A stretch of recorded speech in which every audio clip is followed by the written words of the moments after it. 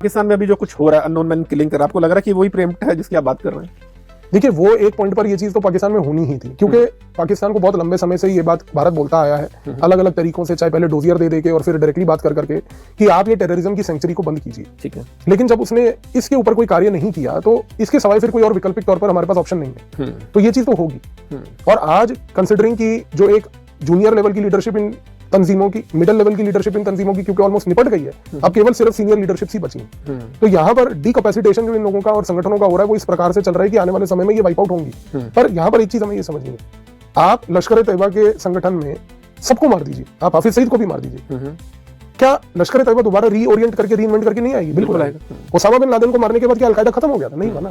आपको ये चीज समझनी है कि आप आदमी मार सकते हैं, एक विचार को नहीं मार सकते। बिल्कुल, आपको यहाँ पर विचारधारा की लड़ाई लड़नी है। विचारधारा की लड़ाई का मतलब ये है कि आपको ये समझना है कि पाकिस्तान इन तंजीमों का सपोर्ट जो कर रहा है वो क्यों कर रहा है। लोग कहते हैं वो इसलिए कर रहा है क्योंकि उनको वो भारत के खिलाफ प्रयोग करना चाहता है। नहीं, वो इसलिए कर रहा है क्योंकि उसने जो न्यूक्लियर वेपन बनाया है उसको ये पता है कि ये न्यूक्लियर वेपन मेरी अम्ब्रेला है, छत्र छाया है, शील्ड है, इसकी आड़ में मैं बेसिकली इन संगठनों को सपोर्ट करूंगा।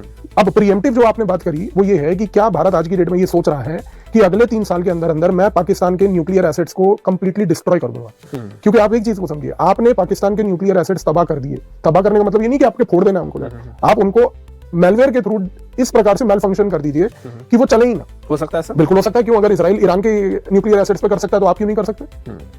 आप उनसे सीखिए उन्होंने कैसे किया, और आज की डेट में किताबें लिखी हुई हैं मोसाद के अधिकारियों ने कि क्या क्या चीजें हुई हैं।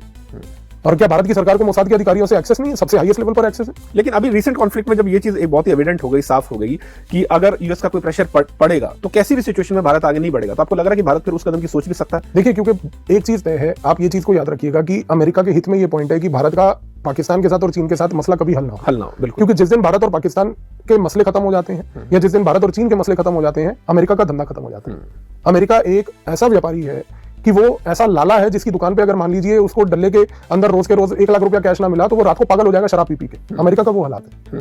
तो उसके माइंडसेट को समझिए। उसके हित में है कि इन दोनों की प्रॉब्लम परपेचुअली रहे। उसके हित में है कि उनकी ये प्रॉब्लम चाइना और इंडिया के बीच में परपेचुअली रहे। उसके हित में है कि रशिया यूक्रेन की प्रॉब्लम में परपेचुअली चलाता रहो। 1990 से लेकर आज तक रशिया और यूक्रेन के बीच में इश्यूज चल रहा है, क्योंकि वो इश्यूज चलेंगे, इसी रीजन से यूरोप उसका सामान खरीदेगा। अगर यूरोप एकजुट होकर इतनी दिमाग लगाकर ये चीज बोल दे रशिया के साथ कि हमें अमेरिका तुम दूर रहो, तुम्हारा कोई लेन देन नहीं यूक्रेन के बीच में और रशिया के बीच में, हमारी टेरिटरी के पास है यूक्रेन, हमारी टेरिटरी के सामने रशिया, हम अपने आप जाके बात करेंगे, अमेरिका पागल हो जाएगा। तो मैं फिर वही कह रहा हूं, आपको ये चीज समझनी है कि सर अमेरिका इस समय विश्व का सबसे बड़ा नाग है। उस नाग का जब तक विनाश नहीं होगा तब तक पूरे विश्व में शांति नहीं आ सकती। सबसे बड़ा अशांति का केंद्र अगर कोई है तो वो अमेरिका है।